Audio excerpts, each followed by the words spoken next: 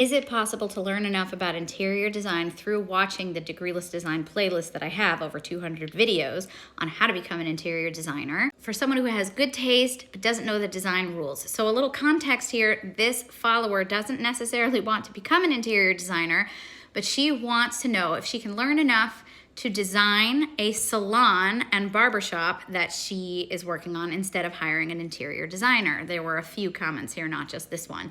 And the short answer to that is yes. And let's talk about the steps that I would take for somebody to design their own space without being an interior designer, without necessarily needing to hire an interior designer, but optimize their own natural skills and what is publicly available on the internet, such as my Degreeless Design playlist of videos, or the blogs and the products that I have online. So one of the things I did say is that she should download the contractor's checklist, and I'll get into that in a minute. The first step that you should take if you want to design a space and you're not an interior designer is to come up with a direction board for yourself. In order to come up with a direction board for yourself, you have to ask yourself, what is the end user experience? Who are my end users? At the end of the day, especially in a hair salon, your product is your service, which is in part the general experience. People are not just coming to your salon because they know you give the best haircuts. They're coming to your salon because they love how they feel when they go to get the best haircuts. I wouldn't go into a place, and neither would you, that had the best hairstylist in the world if, and I'm giving extreme examples here, if the chairs were ripped and sticky and there was a lack of general cleanliness, or there were bright lights in my face all the time, a bad odor. So these are extreme examples, but interior design plays into this very similarly. You have an opportunity through the design selections that you make as an owner to consider your clients and how they want to feel, who they want to feel like when they come to your salon. And that is what will keep people coming back for more and more and more, even if your hairstylists are mediocre. Better idea of what your target demographic is and who they want to feel like, what kind of experience they want when they come to your salon, then you can start narrowing down some design styles. Pull images from Pinterest and start picking themes in the things that you like. So you could be picking from 5 different styles initially. Doesn't really matter. Then you're gonna look at those 5 different styles and you're gonna say, what do they have in common? Is there a feeling they all have in common? Is there a commonality in materials or trends or lighting? What do they have in common? Colors? Then pull that together into your direction board and stick to those rules. If there were commonalities in the directions, in the images that you were looking at for inspo, you narrowed those down. Now those become your design rules. The next thing you're gonna do, step 2, is create a list of all furniture, items, materials, and decor that you need to make decisions on, that you need to spec.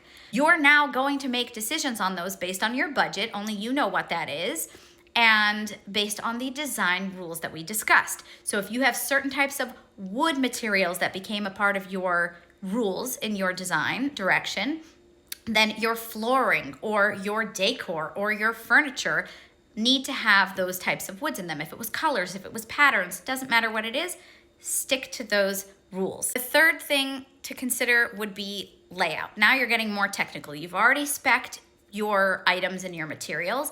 Now you need to consider your layout needs, and that is more functional. You would know this best. There are certain compliance things that you might need to know, for example, wheelchair access. So do your research there, but make sure you're optimizing your space. If you are doing this yourself, I do suggest even going on Upwork and just hiring a freelancer to double check your layout, or maybe draw something up specifically for you.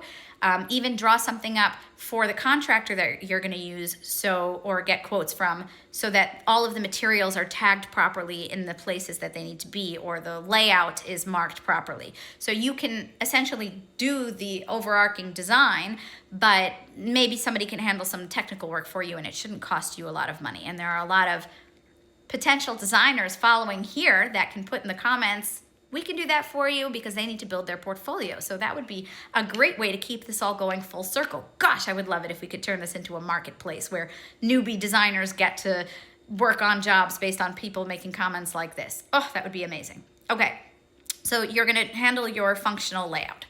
I think we're up to number 4, and this is where the contractor checklist comes in. One of the biggest headaches of not having an interior designer is not understanding how this process works and how you can get into trouble when you're working with a contractor.